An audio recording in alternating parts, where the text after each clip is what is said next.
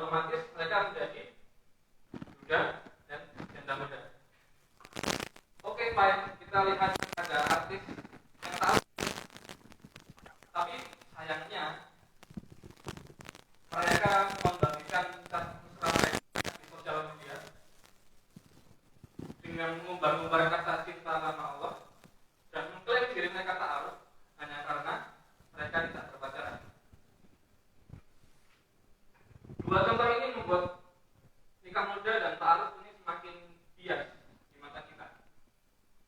Kita terprovokasi tapi tidak teredukasi.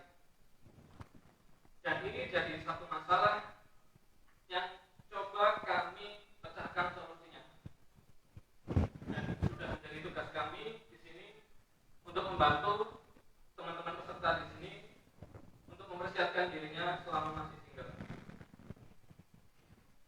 Dan kami sangat mengapresiasi kehadiran teman-teman di sini sudah melangkahkan kakinya di sekolah pranikah, dan kami sangat yakin teman-teman di sini adalah calon suami dan calon istri terbaik untuk pasangannya kelak.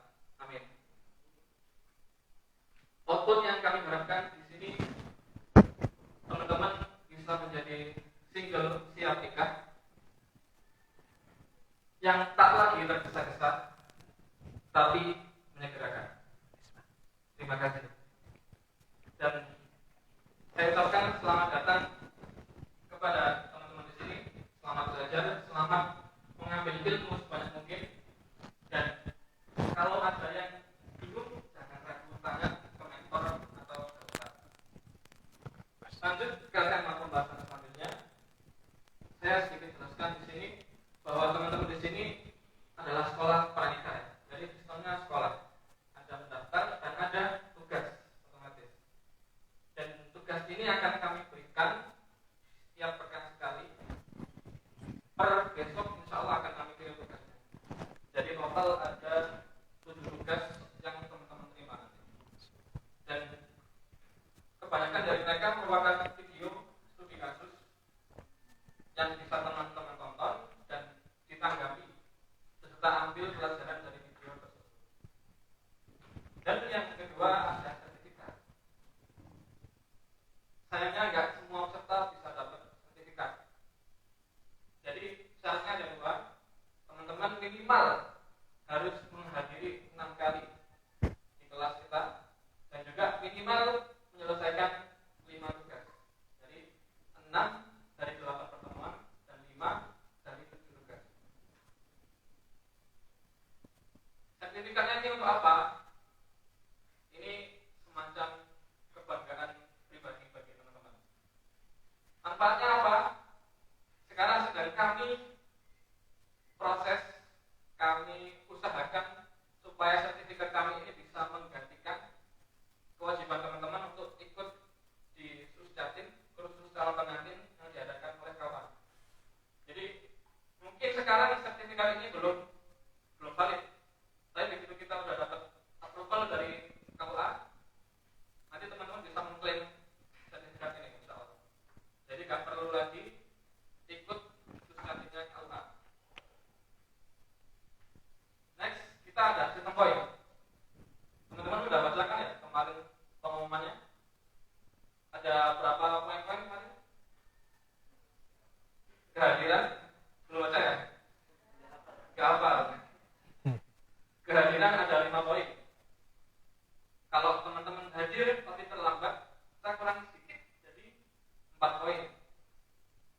Terus kalau ngerjain tugas dapat 3 poin. Maksimal 3 poin. Jadi kita lihat di situ kesungguhannya teman-teman mengerjakan tugas itu.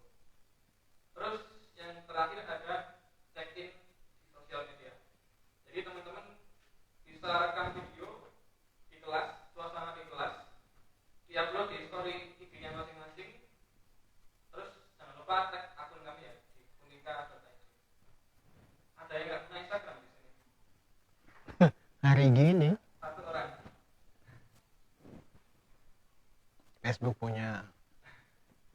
Dan sistem poin ini kita bagi menjadi 2 ya teman-teman. Ada individual dan ada untuk grup. Untuk individual visual ini ada nantinya di ujung angkatan kita akan berikan award kepada teman-teman yang sudah sangat serius dan kooperatif dengan program kami hanya untuk 3 peserta terbaik. Jadi nanti poin yang paling tinggi 3 di atas bakal dapat hadiah dari kami.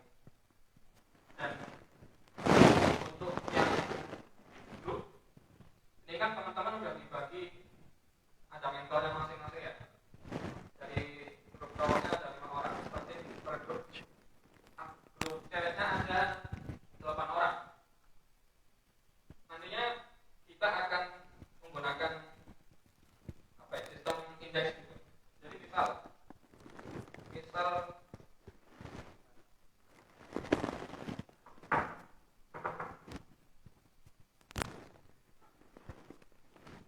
di grup cewek ya ada yang dapat dari 34 peserta, berarti kan ada 2 grup dan 3 grup, total ada 5 grup. Misal di grup cewek ada yang dapat 200 poin dan di grup cowoknya 150. Tapi di grup cewek ada 8 orang, di grup cowoknya ada 5 orang. Jadi yang kita nilai bukan ini, tapi total nilainya dibagi jumlah anggotanya 30 dan ini 25. Jadi yang lebih baik indeksnya tim cowok yang lebih. Sudah paham kira-kira gambarannya? Nanti untuk grup sendiri pun ada hadiahnya. Jadi kita siapkan total ada 4 tim. Kita nanti 3 untuk peserta individu dan 1 tim. Ada yang mau ditanyakan sampai sini? Sudah jelas ya?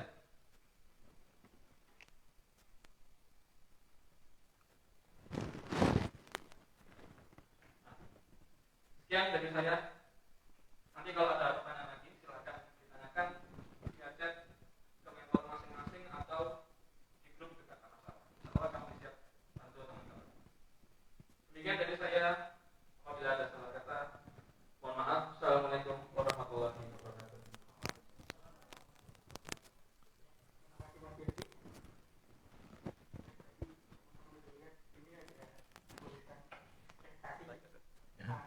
Antum itu lihat istri gitu. Capek udah kayak gini.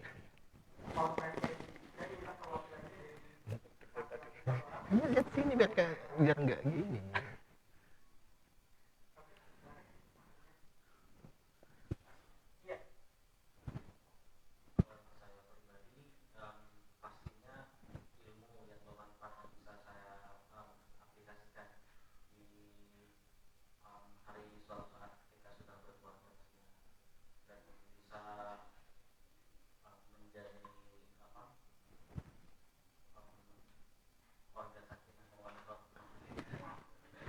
Pilihan katanya mantap, cuma terpatah-patah. Tapi kalau pilihan katanya oke.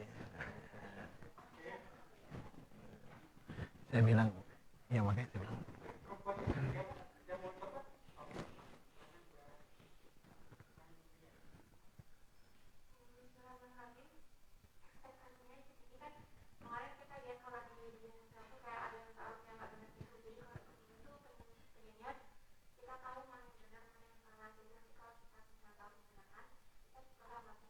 Masya Allah, cakep sekali, pintar sekali dia.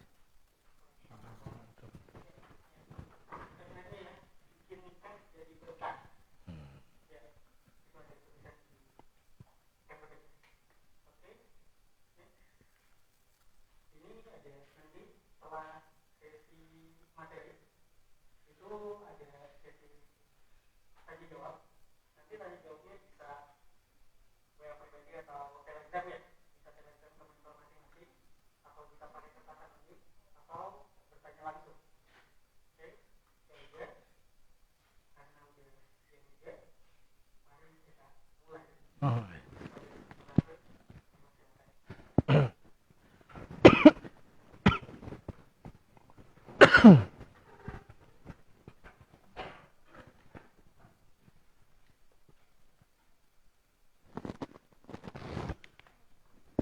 jazakallah khair.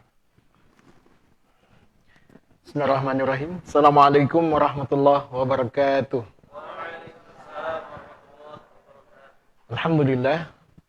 Alhamdulillahilladzi an'amana bi ni'matil iman wal islam. Wassalatu wassalamu ala rasulina Muhammadin sallallahu alaihi wasallam wa ala alihi wa ashabihi wa man tabi'ahu bi ihsanin ila yaumiddin. Alhamdulillah. Antum bukan duduk di kursi panas ya. Jangan, nggak usah tegang-tegang gitu ya. Ini kok senyum dulu lah, senyum ya. Senyumnya meskipun nggak kelihatan ya. Ini jamnya memang jam yang cukup ini ya, krusial ya. Jadi kita berada di jam tidur, tapi memang harus begitu. Kemarin malah saya minta gimana kalau jam 2 malam aja jam pranikah itu, supaya kelihatan kesungguhannya gitu ya. Tapi proposal saya itu tidak diterima oleh panitia. Maunya saya sih jam 2 malam. Dan pertemuannya di Pantai Kuta. Ya. Biar lebih nyaman gitu. Nah, akhi fillah jazakumullah. Alhamdulillah saya sangat bangga, kagum pada antum semua. Dan ini orang-orang istimewa ya. Karena tadi salah satu motivasi sudah diungkapkan. Bahwa diantaranya adalah ingin keberkahan, ingin kebenaran. Allahumma arinal haqqa haqqa warzuqna tibaa wa arinal batila batila warzuqna tinaba. Ya Allah, tampakkan yang benar itu benar dan kuatkan kami untuk mengikutinya, dan jelaskan kepada kami yang salah itu salah dan kuatkan kami untuk menjauhinya.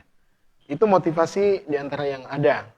Nah, akhi fillah jazakumullah, ini materi perdana. Pertama, kita terkait membahas tentang paradigma. Tapi sebelumnya, kenapa kita harus belajar tentang pernikahan? Karena banyak sekali di antara kita ini yang tidak merasakan nikmat pernikahan itu sebagai sebuah anugerah Allah. Malahan katanya awalnya bulan madu, lama-lama jadi bulan empedu. Ya. Awalnya manis, tahu-tahu pahit. Bahkan di antara teman-teman yang lambat menikah itu bukan karena tidak mau. Stres lihat orang yang sudah menikah. Ya. Jadi punya tetangga, punya teman, punya kakak, punya adik itu, kok malah menikah, malah susah hidupnya. Jadi kita akan jelaskan bahwa di antara tanda-tanda kebesaran Allah itu adalah pernikahan. Tetapi bagaimana kita mendapatkan keberkahan, mendapatkan kenikmatan dari nikmat Allah itu? Wa min ayatihi. Antum hati-hati kalau membaca Al-Quran diawali dengan wa min ayatihi. Antum harus membaca itu dengan tersenyum. Wa min ayatihi. Antum harus tersenyum itu ya. Karena kalimat wa min ayatihi itu selalu itu kalimat-kalimat yang menjanjikan. Menjanjikan sesuatu kebahagiaan. Wa min ayatihi an khalaqalakum min anfusikum azwaja. Hendaklah kita itu merasa di saat kita Allah anugerahkan kita pasangan, maka itu adalah ayat-ayat Allah dalam hidup kita. Tapi apakah semua orang punya istri itu melihat istrinya sebagai ayat-ayat Allah? Setiap kali melihat istrinya, shadaqallahul azim gitu ya. Setiap melihat suaminya, a'udzubillahi minasyaitonir. Ya. Jadi setiap kali kita melihat pasangan kita, maka kita hanya ingat Allah. Ya Allah, alhamdulillah, aku bersyukur mendapatkannya. Itu yang akan mengawali sakinah kita. Antum kalau bahas sakinah itu di tengah ayat, bukan di awal ayat. Litaskunu ilaiha itu sebabnya adalah ketika antum 3 hal antum pahami dalam awalan ayat surah Ar-Rum ayat 21 ya. Wa min ayatihi an khalaqalakum min anfusikum azwaja. Ada wa min ayatihi an khalaqalakum. Jadi ini pertama, kalimat ini menunjukkan bahwa pernikahan itu adalah ayat Allah. Jadi antum harus yakin bahwa siapapun yang akan jadi suami antum, Itu anugerah terindah yang Allah berikan pada kita. Tapi merasakan ayat Allah itu akan kita syukuri apabila kita senantiasa menyadari bahwa an khalaqalakum min anfusikum, ya, mohon maaf ini ada min anfusikum, bahwa ternyata manusia itu awalnya satu. Siapa? Nabi Adam.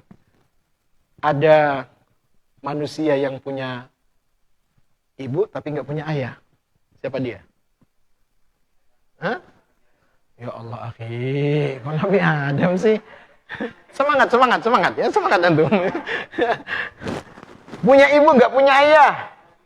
Nabi Isa. Punya ayah nggak punya ibu.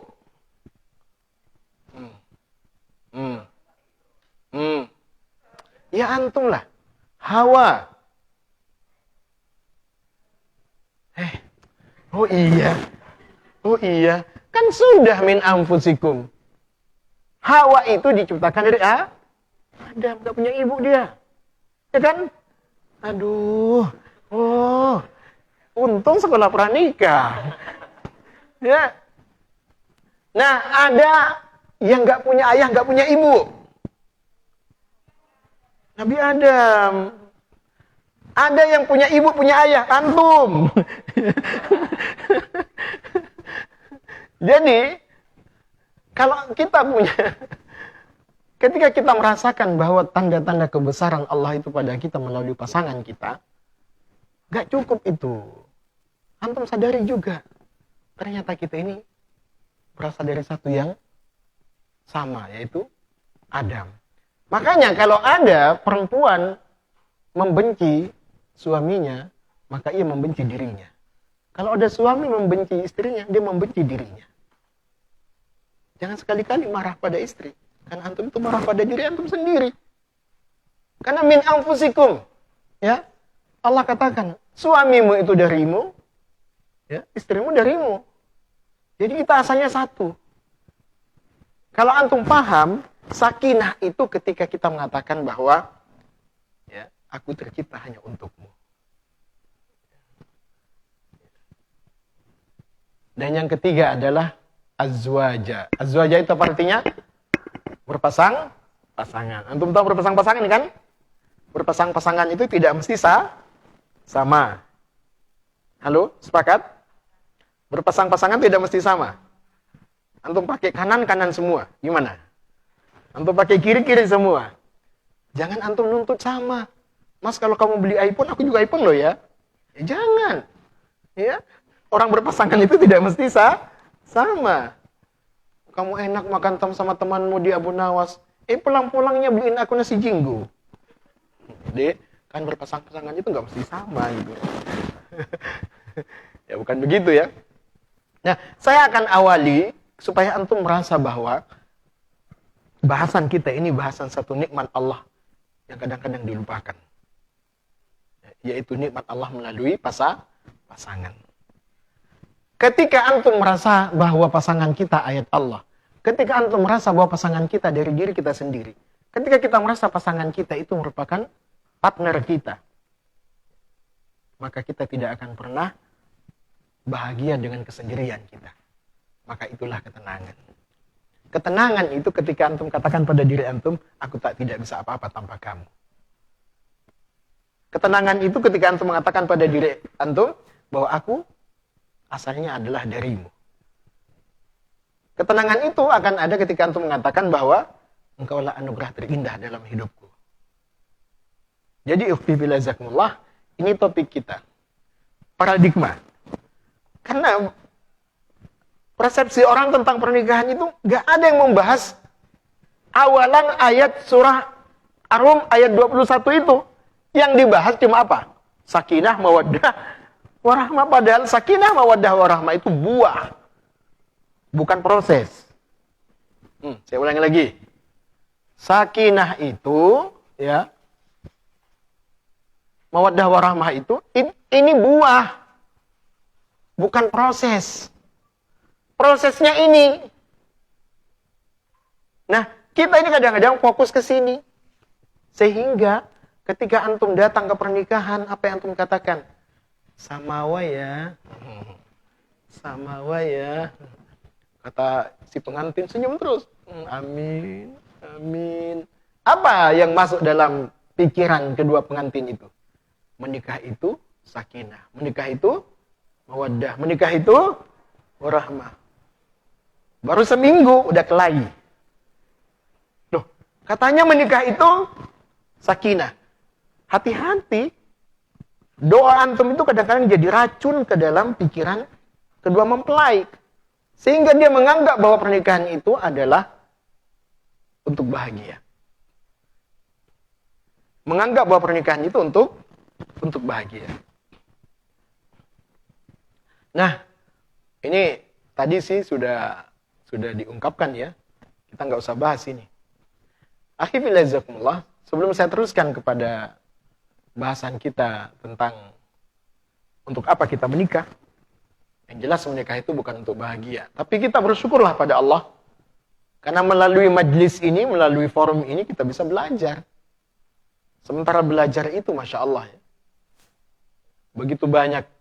Ada 7 keistimewaannya. Antum duduk di sini, itu menandakan kebaikan antum di sini dan di akhirat kelak. Ilmu itu adalah sebab kebaikan kita di dunia dan di akhirat. Mayurdillahu bi khairan yufaqihu fiddin.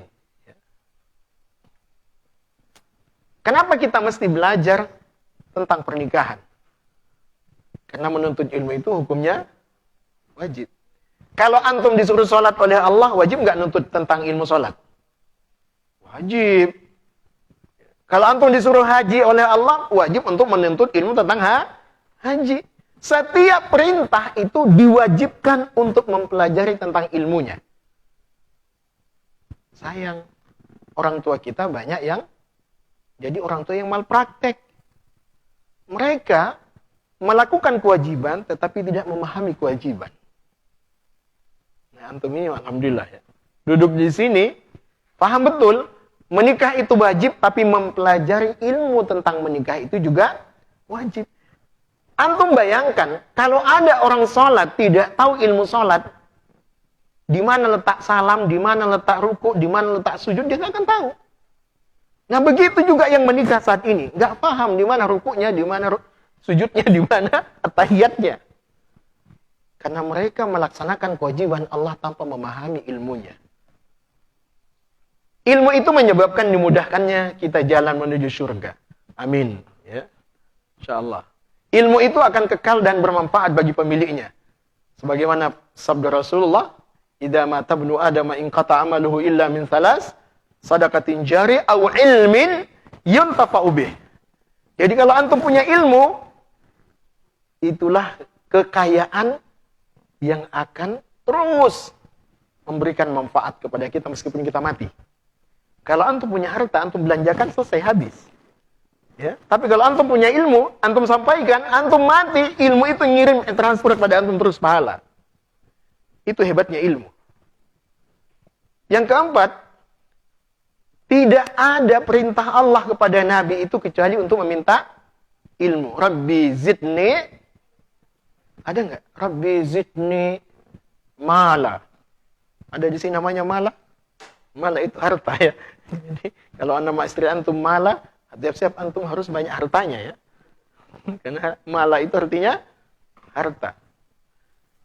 Yang diminta oleh Allah itu, yang diminta oleh para nabi pada Allah itu Rabbi zidni ilma, ya Allah, tambahkan ilmuku.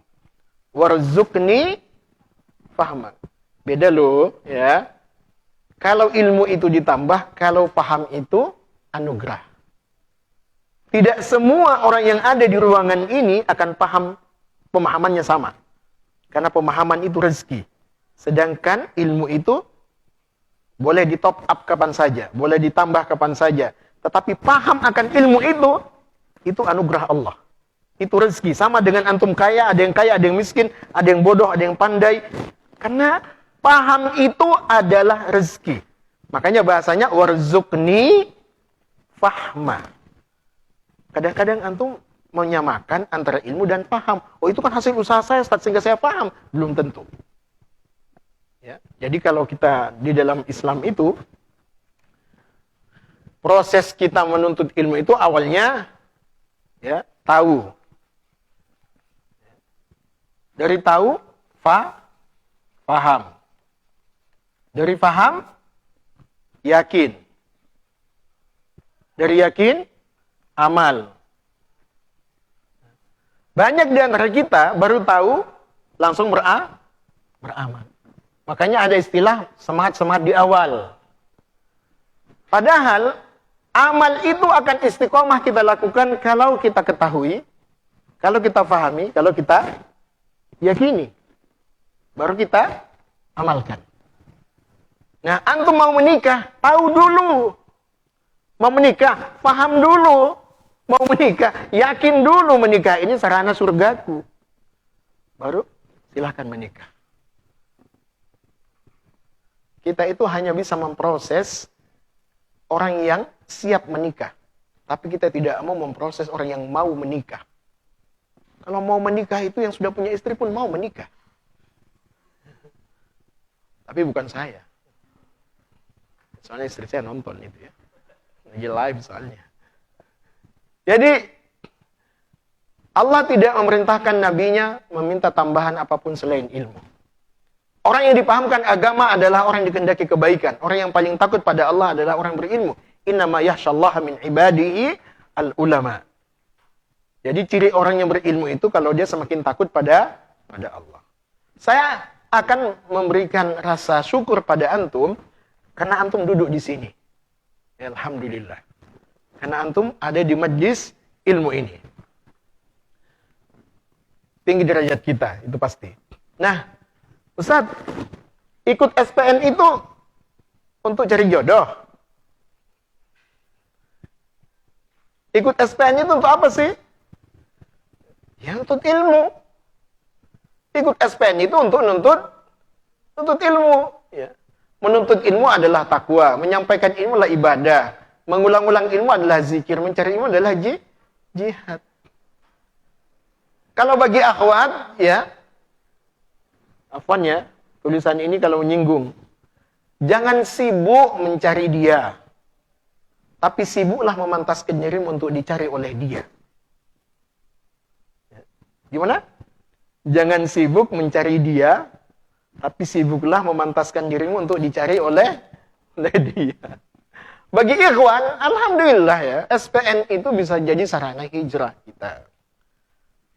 Kita mantapkan hijrah kita dengan ikut SPN karena kita ingin ya, tidak semata-mata akidah kita perbaiki, ibadah kita perbaiki, akhlak kita perbaiki, masa depan rumah tangga kita pun akan kita perbaiki.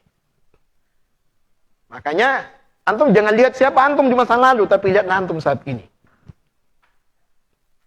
Ada satu hal yang saya wajibkan kepada yang mau menikah, yaitu untuk mengucapkan pada pasangannya, cintai aku saat ini, jangan cintai masa laluku. Makanya kepo kepada masa lalu pasangan itu hukumnya haram. Mas, jujur, gak boleh bohong lo ya, dosa lo ya. Lidah kita dipotong kata anak-anak. Aku ini cintamu keberapa sih mas? Dek, gak boleh nanya itu kata Ustaz. Loh, aku gak marah kok. Insya Allah, wallahi gak akan marah aku. Yang penting kamu jujur. Hati-hati dengan itu pertanyaan yang perangkap ya, menjebak itu ya.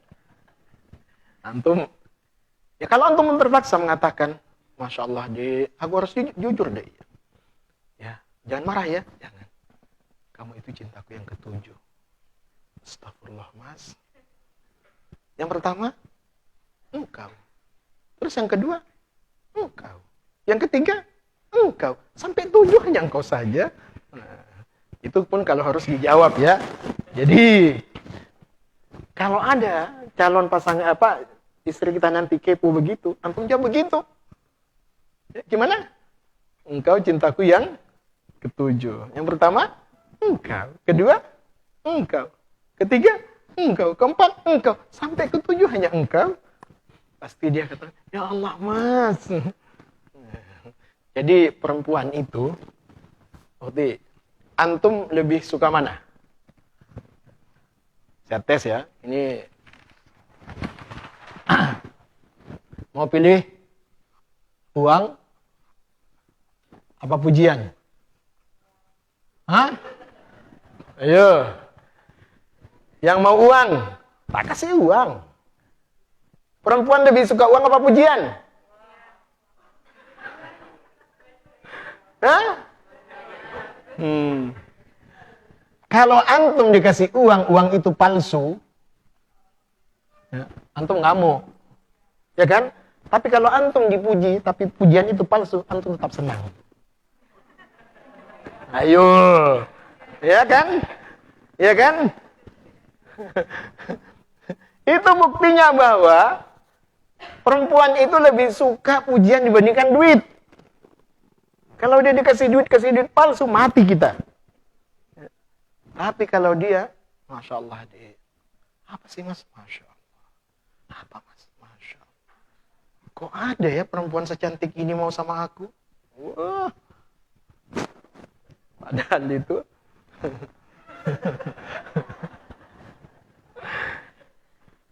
Jadi, kita berada di sini adalah sarana hijrah kita. Kita berada di sini sarana kita untuk memantaskan diri kita untuk dipilih. Kalau yang ikhwan, antum ini sarana hijrah antum. Kemudian, mas, udah ada audionya mas? Mas Zaki?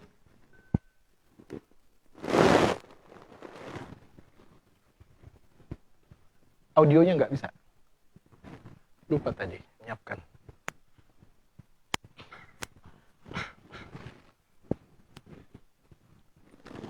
Ada kabelnya? Pelan-pelan.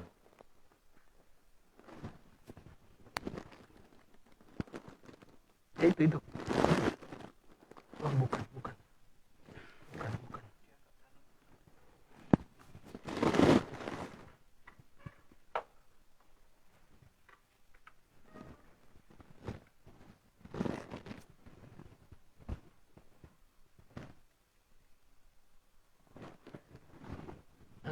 Ya, mic aja. Oke. Lupa tadi. Antum nggak mau dia.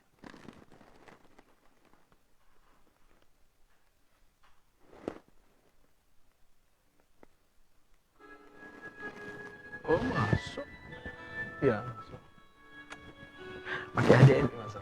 Ya. Makasih.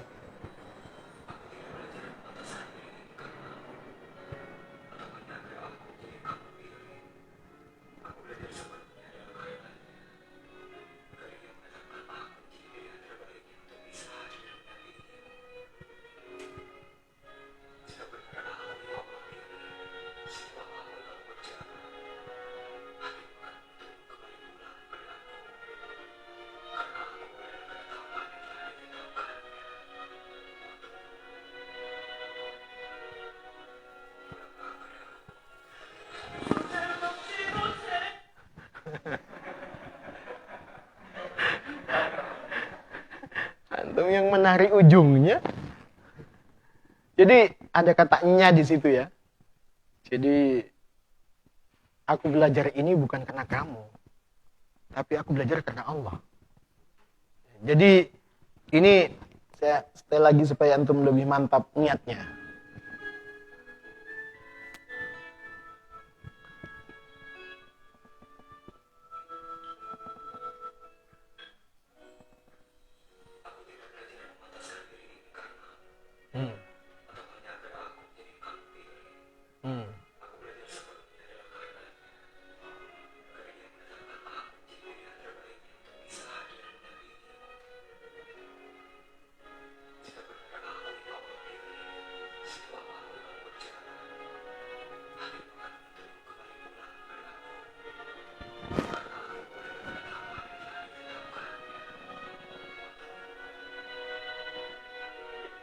Ya, nggak usah lagunya ya.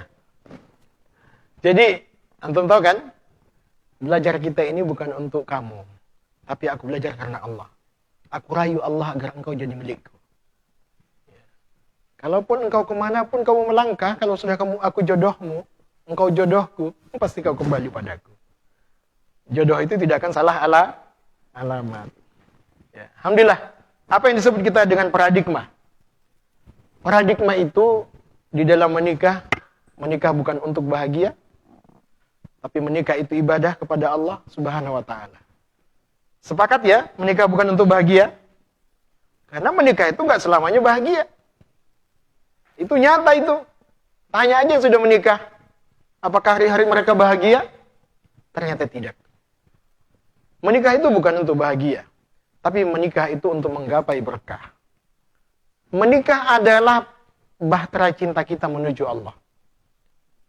Kita ini sedang berjalan menuju Allah. Oleh sebab itu, niat kita lillahi ta'ala, ya, cara kita juga ma'allahi ta'ala, tujuan kita juga ilallahi ta'ala. Hati-hati jangan cuma niatnya ikhlas, tapi caranya salah. Hati-hati jangan cuma caranya benar, tapi tujuannya salah. Ustadz, saya ta'aruf kok Ustadz. Saya nggak pacaran, tapi pas nikah dangdutan. Ya, itu kelemahan kita ya. Makanya kita kadang-kadang tidak mengkondisikan keluarga.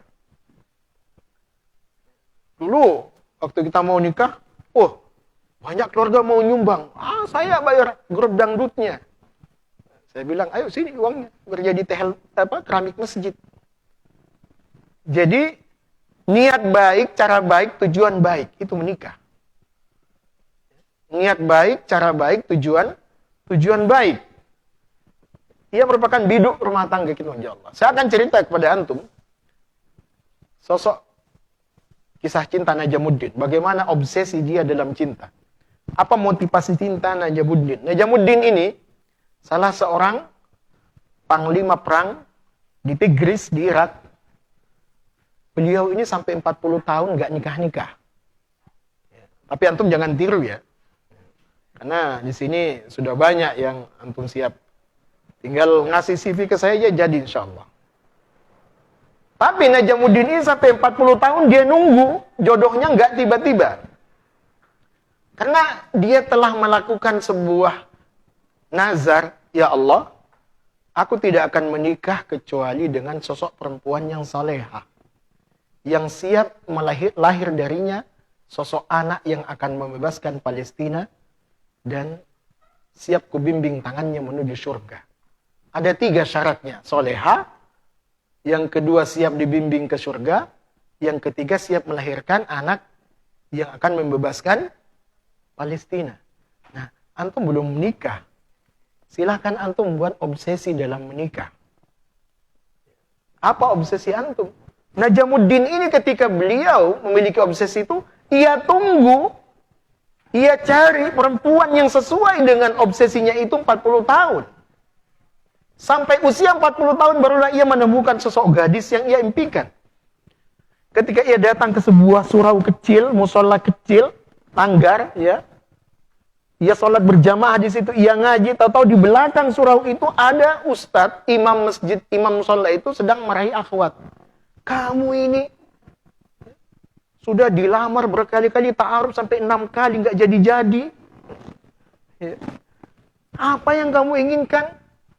Kamu sudah ustadz yang ngelamar kamu nggak mau ini, nggak macam-macam. Tahu-tahu perempuan itu mengatakan, aku sedang menanti sosok seorang yang soleh, yang siap membimbing tanganku menuju surga, dan lahir dari kami seorang anak pemuda yang akan membebaskan Palestina. Sadaqallahul azim, kata Najamuddin. Ia tutup Qur'annya, ia ke belakang. Kok ketemu ini motivasi ini. Maka ia minta pada syekh itu, syekh 40 tahun aku cari perempuan ini, katanya. Dan ia nikahi perempuan itu. Dari pernikahan Najamuddin lahirlah sosok pemuda yang hebat, yaitu Salahuddin Al-Ayyubi. Jadi Salahuddin Al-Ayyubi itu bukan pemuda yang tumbuh yang kayak kita. Itu rencana dari sebuah pernikahan yang luar biasa dari seorang laki-laki perkasa bernama Najamuddin. Nah, antum pingin kan melahirkan Salahuddin Al-Ayyubi? Iya kan? Ini Palestina masih begitu kondisinya. Gimana kalau sekolah pranikah semuanya mengatakan begitu, Ustaz? Aku mencari seorang wanita, Ustaz. Kan enak tinggal milih kan. Kalau sama-sama begitu semua, kan cocok jadinya. Yang siap aku bimbing tangannya menuju surga. Dan lahir dari kami sosok pemuda yang akan membebaskan Palestina. Jangan yang akan mengganti Jokowi, Ustaz. Wah, itu juga. Terlalu kecil itu, ya. Obsesinya masih langit itu terlalu tinggi, tapi jangan sampai kita terbang merendah. Nah, paradigma itu ada 4. Visimu, misimu, motivasimu, dan obsesimu. Visi kita di dalam pernikahan itu, ya, jadi ini yang disebut dengan paradigma. Visi kita menikah, misi kita menikah, motivasi kita menikah, obsesi kita menikah. Kita jelaskan satu-satu. Nah, sebelum saya jelaskan misi dan visi, saya akan sadarkan antum bahwa ternyata kita ini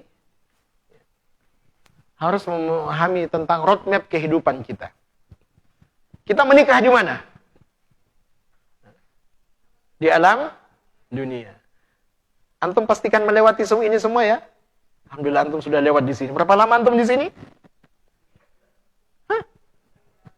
Bukti, akhi, perjalanan ini semakin ke sini semakin lama. Ya. 9 bulan antum di rahim ibu. Di alam dunia antum berapa lama? A'mar ummati baina 60 ila 70 kata Rasulullah. Usia umatku itu antara 60 sampai 70. Tapi di alam barzakh, Masya Allah, begitu lamanya. Di alam akhirat gak ada ujungnya. Sekarang, antum menikah di dunia. Tapi apakah antum sudah punya obsesi bahwa pernikahan itu hingga ke surga? Kenapa ini saya ungkapkan awal di saat kita membahas visi dan misi? Karena kadang-kadang kita menikah itu hanya fokus di dunia. Akibatnya, menikah tetapi dia punya rencana lain. Ya kalau dia nggak mau ya sudah, cerai. Mudah gitu. Nah, dunia itu, 4 alam ini yang akan kita lewati ini memiliki tabiat masing-masing. Alam rahim ini, kalau di dalam surah Al-Baqarah ayat 28 ya. Allah katakan bahwa hidup itu 2 kali, mati itu 2 kali. Kaifa takfuruna billahi wa kuntum amwata fa ahyakum tsumma yumitukum tsumma yuhyikum tsumma ilaihi turja'un. Jadi kita dari alam ruh, alam rahim, alam dunia, alam barzakh, alam akhirat itu kita hanya hidup 2 kali, mati 2 kali. Nah, di alam rahim kita hidup apa mati? Hidup dan mati. Jadi sudah 1 kali ya. Di alam dunia hidup apa mati? Hidup. Ya. Hidup. Jadi selesai dong kamu. Jadi nggak nyampe ke surga ya. Hah? Halo.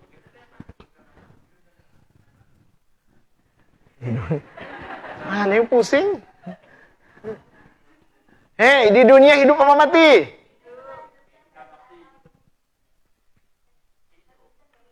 Oke. Untung kayak habis kajian saya itu ya.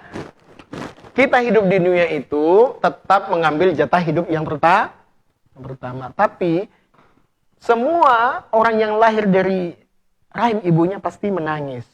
Itu menunjukkan kehidupan.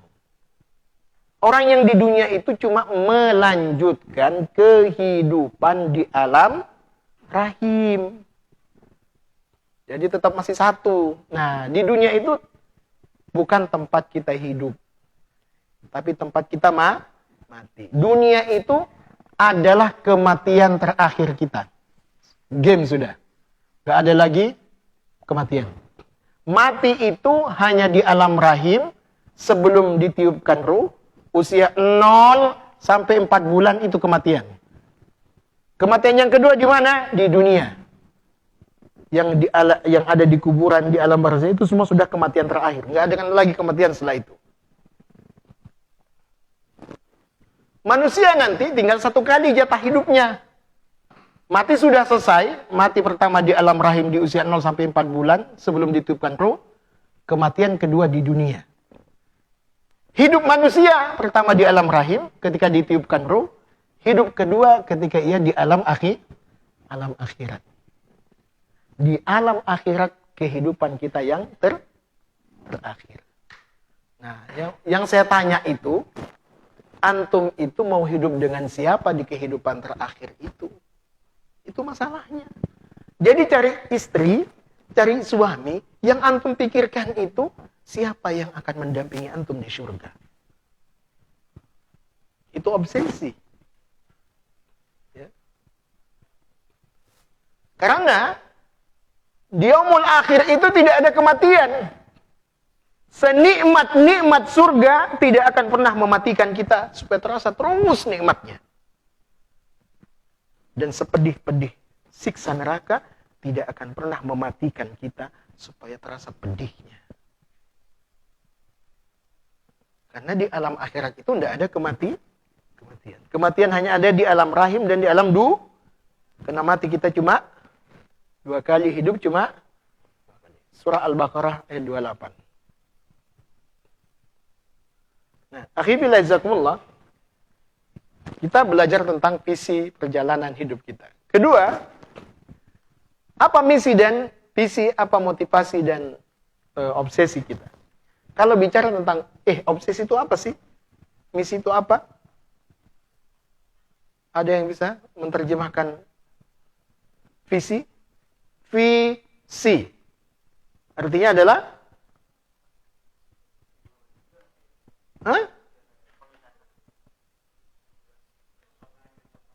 Ultimate goal ya. Oke. Misi, cara mencapai tujuan. Motivasi, daya dorong untuk mencapai tujuan. Obsesi, harapan di dalam mencapai tujuan itu.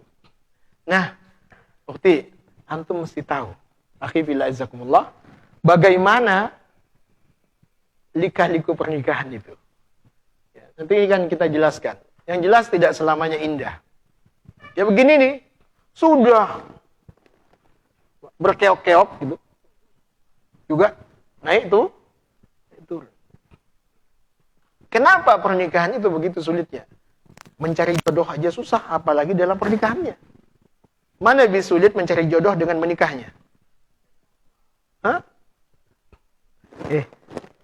Mencari jodoh itu susah apa enggak?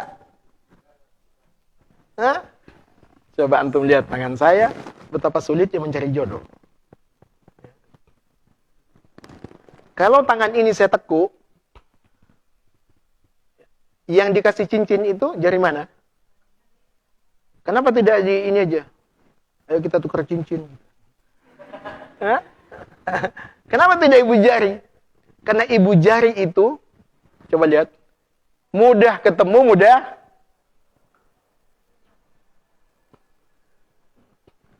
Oh, Ustaz, kan lebih baik di jari telunjuk. Oke, telunjuk itu mudah.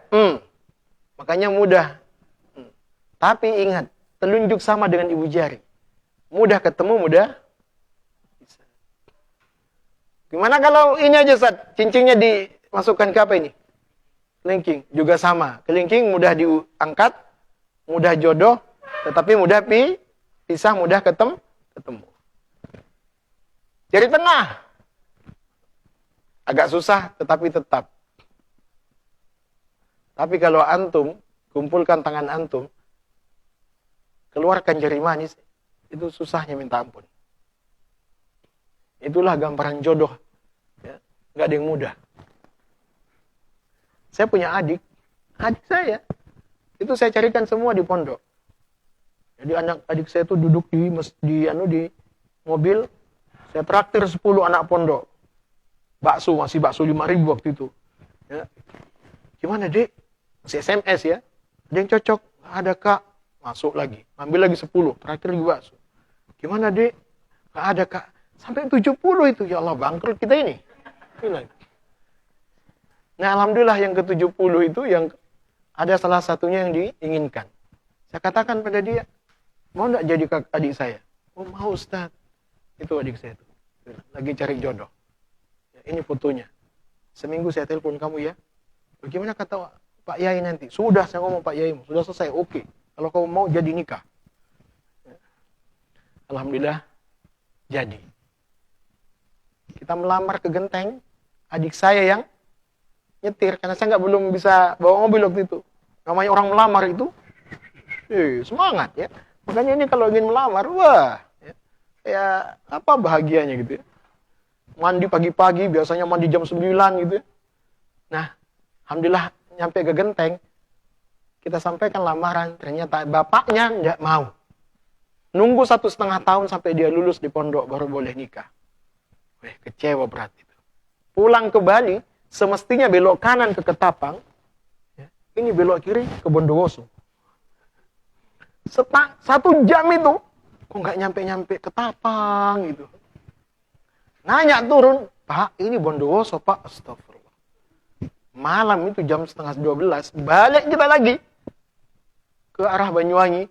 Alhamdulillah, sampai jam 1:30 ada rumah yang masih kebuka. Nanya, Bu, turun, antum tahu rumah yang masih buka itu? Rumah yang tadi kita ngelamar itu. Mereka itu nyesel dengan keputusannya. Dan siap-siap 2 mobil itu ngejar kita ke Bali. Allah bikin kita bolak-balik dulu ke Bondowoso hanya untuk mengiyakan itu. Dan saat ini sudah punya anak 3 dia adik saya itu. Jadi antum sampai ke Bondowoso dulu muter-muter hanya untuk itu. Jadi memang jodoh itu Masya Allah. Nah, saya katakan pada antum, menikah tidak mudah. Hidup itu cobaan. Hidup itu ujian. Gak usah saya ini kan ya. Jelas di dalam ayatnya, kullu nafsin dha'iqatul maut wa nabluukum bisyarri wal khairi fitnah. Antum perhatikan ayat ini, ya. Bahwa ujian itu bukan cuma keburukan, tapi juga ujian itu adalah kebaikan. Ya. Di sini, ujian itu juga kebaikan, ujian itu juga keburukan. Kaya itu ujian, miskin juga ujian. Sakit itu ujian, sehat juga ujian. Karena persepsi kita itu kalau kita diuji dengan hal yang sakit, yang susah itu ujian. Kalau kita nikmat bahagia nggak ujian. Justru ujian itu yang paling dahsyat kalau diuji dengan kebahagiaan. Hidupnya adalah ujian supaya antum sadar orang menikah itu di dunia, bukan menikah di surga. Artinya setiap di dalam pernikahan itu paradigma kita tuh udah tahu bahwa dalam pernikahan itu pasti ada ujian, ada masalah, ada cobaan, itu pasti. Supaya antum sudah siap gimana cara menghadapi masalah. Nanti kita akan bahas tentang cinta dan komunikasi. Itu di materi ke-6 ya. Komunikasi itu harus ada cintanya, cinta itu harus ada komunikasinya. Iya kan? Ada yang bisa di sini berkomunikasi ketika emosi. Gimana caranya? Nah, disitulah kita, di dalam rumah tangga itu harus ada cinta, harus ada komunikasi. Setiap komunikasi harus dilandasi cinta. Karena tidak semua orang itu enak diajak komunikasi. Hanya cinta yang pun enak segalanya. Enak kalau kita nggak emosi. Kalau emosi, gimana coba kalau istri kita lagi ngambek, ya. Apakah kita akan menghentikan komunikasi? Jangan. Kita itu laki-laki, harus banyak cara untuk membahagiakan perempuan. Karena kebahagiaan perempuan itu kebahagiaan kehidupan. Kalau perempuan bahagia, hidup bahagia. Tapi kalau perempuan nggak bahagia, kucing nggak bahagia, apalagi kita. Ngasih makan kucing, dia. Makanya saya ditanya, Ustadz itu kok fokus sih pada pengajian ibu-ibu? Wah, saya punya alasan. Kalau saya ngajari bapak-bapak, ilmu saya hanya untuk dia.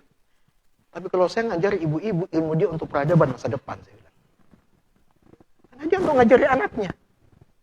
Jadi kalau saya ngajari ibu-ibu, ilmu saya itu untuk peradaban masa depannya. Masa depan peradaban Islam. Kalau untuk bapak-bapak, ya sesekali-sekali lah dia ngasih tahu anaknya. Tapi ibu yang paling concern ya untuk itu. Alhamdulillah, hidup hanya sementara. Jangan berhayal engkau milikku selamanya. Kematian itu juga pasti datang. Di dalam doa-doa kita ketika mau menikah itu ada doa begini. Ya Allah, satukan kami dalam kebaikan dan pisahkan kami dalam kebaikan. Jadi, prediksi kita mau cerai itu sudah di awal pernikahan, sudah ada dalam benak kita. Apakah itu perceraian kematian ataukah perceraian karena sebab gitu. Antum tidak punya, nggak boleh memastikan engkau itu suamiku selamanya. Iya, itu harapan, itu keinginan, itu impian. Tapi Allah berkehendak bisa jadi ia menjadi ujian bagi kita. Betapa banyak suami yang kehilangan istri, istri yang kehilangan suami. Atau pasangan-pasangan yang baik tahu toh juga bercerai. Siapa contohnya? Zainab binti Jahsy bercerai dengan dengan ayahnya Usama. Siapa? Zaid bin Harithah, anak angkatnya Rasulullah. Zaid bin Harithah itu orang soleh. Zainab juga orang soleha. Tapi kenapa mereka cerai? Ada pola pikir yang nggak bisa ketemu. Oh, Ustaz, kok bisa orang soleh begitu? Iya, orang soleh juga bertikai, orang soleh juga bercerai, orang soleh juga kelahi. Apa buktinya? Innamal mu'minuna ikhwah. Apa lanjutan ayat itu? Fa aslihu baina akhawaikum. Sesungguhnya orang beriman itu bersaudara, tapi damaikanlah dua saudaramu yang bertikai. Artinya orang beriman itu juga ada yang bertikai. Alhamdulillah. Tetapi inilah obsesi kita, akhirat itu lebih baik daripada dunia. Kita akan bahagia di akhirat apa bahagia di dunia? Maka impian kita adalah kebahagiaan itu di akhirat. Sukses keluarga di dalam Al-Quran itu apabila kita mencontoh Nabiullah Ibrahim. Bukti, hanya ada 2 nabi yang menjadi contoh dalam berkeluarga. Dan 2 nabi ini diabadikan di dalam salawat kita. Allahumma salli ala Muhammad wa ala Ali. Ali apa artinya? Keluarga. Allahumma salli ala Muhammad wa ala ali Muhammad kama sallaita ala wa ala. Ada enggak yang salawat begini? Allahumma salli ala Haji Muhammad. Hah? Ada enggak? Rasulullah itu haji apa enggak? Kenapa tidak antum panggil haji? Enggak, soalnya ada orang yang sudah haji enggak mau kalau enggak dipanggil haji. Kalau ada yang begitu, sampaikan kepada dia, Pak, salawatnya gimana, Pak? Allahumma salli, salah, Pak. Bapak dosa. Kenapa Nabi enggak dipanggil haji? Bapak sih enggak mau kalau enggak dipanggil haji. Nabi Muhammad haji apa enggak? Haji. Ibrahim haji. Makanya salawatnya diubah, Pak. Allahumma salli ala Haji Muhammad. Ya. Itu alasan paling untuk buat orang yang kadang-kadang nggak mau dipanggil kalau nggak haji. Ibrahim itu Masya Allah, akhi. Dia menjadi ayah dari semua nabi. Dia menjadi ayah semua nabi. Abad Tauhid. Tapi, antum mau ikut sunnah Ibrahim apa sunnah Rasulullah? Hah? Ayo, kita bahas ya. Ini Ibrahim. Berarti antum senang ke Ibrahim apa senang ke Rasulullah? Rasulullah ya, nggak apa-apa ya, sampai 11 istri suami antum nggak apa-apa. Iya Ustaz, asalkan aku mati dulu. Iya kan? Iya kan? Nabi itu menikah lagi ketika Khadijah sudah meninggal. Makanya bilang, Mas nggak masalah. Sampai 11 itu kamu nggak apa-apa kok. Tapi tunggu aku mati. Ini bapak-bapak istrinya belum mati. Nikah lagi. Katanya sunnah Nabi ya. Nah, ya. Kalau ikut Ibrahim, istri pertama, istri kedua nggak boleh lebih cantik daripada istri yang pertama. Karena Sarah itu lebih cantik dibandingkan Hajar. Sarah itu ukhti. Antum tahu Sarah?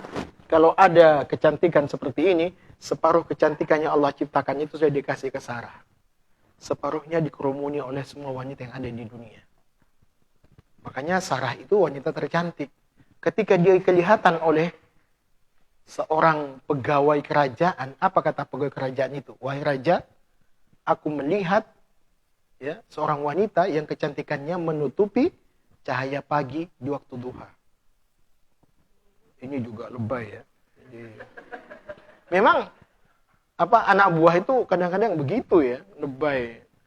Sampai dibawalah Sarah itu ke raja Mesir itu, dan dia memang mau nerekam kan, mau dirampas kan. Ini raja punya kekurangan tabiat yang enggak baik ya. Dia hanya bisa mencintai perempuan yang sudah punya suami. Dan dia tidak tertarik pada perempuan yang masih gadis. Makanya hati-hati antum. Kalau ada laki-laki begitu, itu ikut pada raja itu. Ini, raja ini enggak merasa, mohon maaf, syahwatnya itu enggak bangkit kalau tidak dengan perempuan yang sudah punya suami. Makanya ketika ditanya, siapa dia kepada Ibrahim? Kata Ibrahim, dia saudariku di dalam Islam. Dia bukan istriku. Bohong nggak Ibrahim? Nggak bohong. Ibrahim sudah ngomong ke Sarah, nanti kalau aku ditanya, aku sebut engkau sebagai saudariku dalam Islam. Bukan istriku. Tapi tetap juga, ya, diterkam Sarah baca doa, nanti doanya kita baca, kita kasih antum ya. Langsung kaku itu, raja itu, tidak bisa gerak. Ia membatu, dan kemudian ia minta ampun, kemudian ia minta didoakan untuk pulih kembali. Setelah pulih, ia meminta kepada Sarah dan Ibrahim, silahkan engkau minta apa saja engkau inginkan. Maka mintalah Ibrahim, ia minta teman untuk hijrahnya, ia minta bekal. Salah satu yang dihadiahkan oleh raja kepada Ibrahim adalah seorang wanita salehah yang bernama Hajar. Hajar itu sebetulnya hadiah raja kepada Ibrahim. Dia bukan budak. Dia bukan budak. Tapi Sarah itu lebih cantik daripada Hajar. Jadi kalau mau nikah lagi, carikan suami yang lebih jelek daripada antum. Ya. Bawa dia ke panti jompo. Mas, boleh sampai 4 pun tidak masalah. Ya. Ada ini 68. Ya. Ada 63.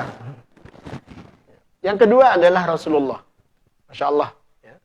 Ini model keluarga yang akan kita jadikan contoh.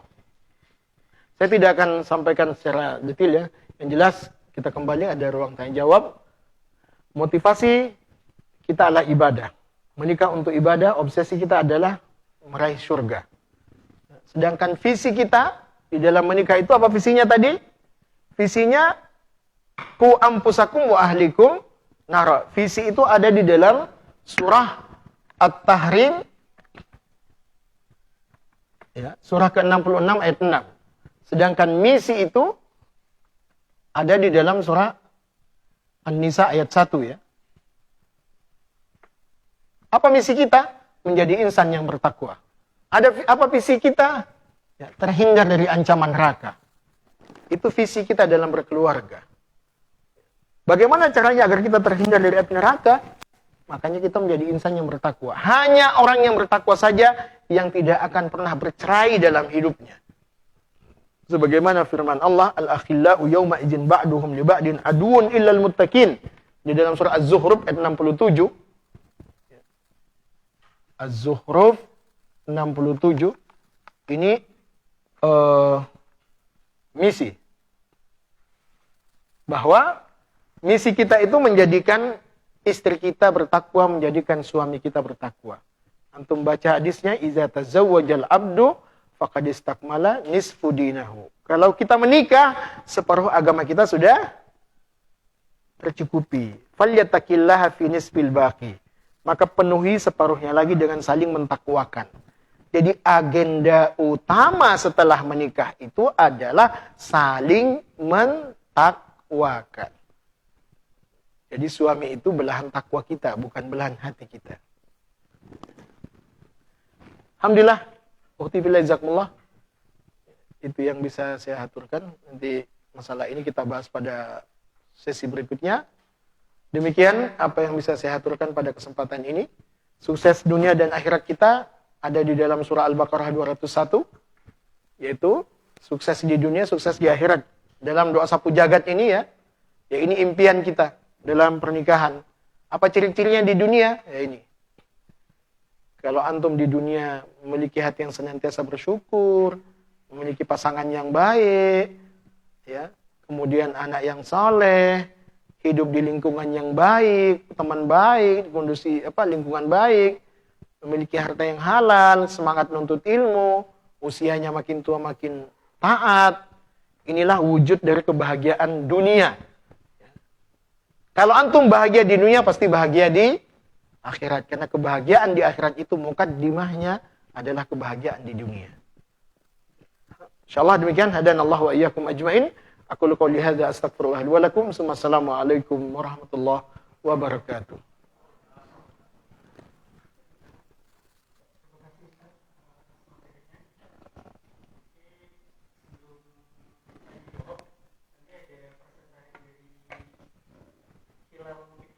Masya Allah.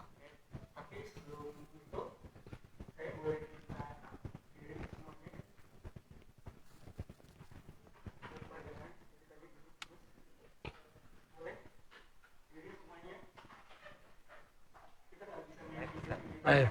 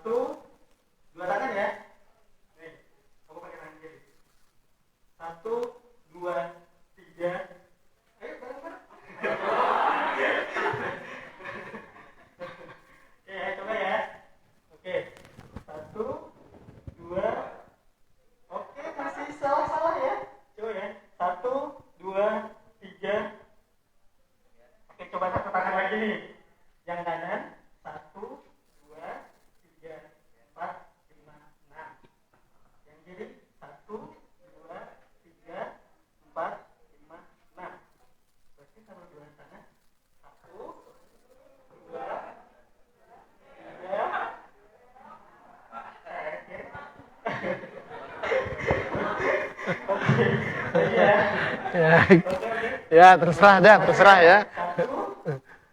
Tuh, 2, 3, 4, 5, 6. Oke, alhamdulillah. 2, 3, 4, 5. Oke. Jadi agak bisa ya. Oke, ya. Duduk lagi. Terima kasih teman-teman. Oke, sekarang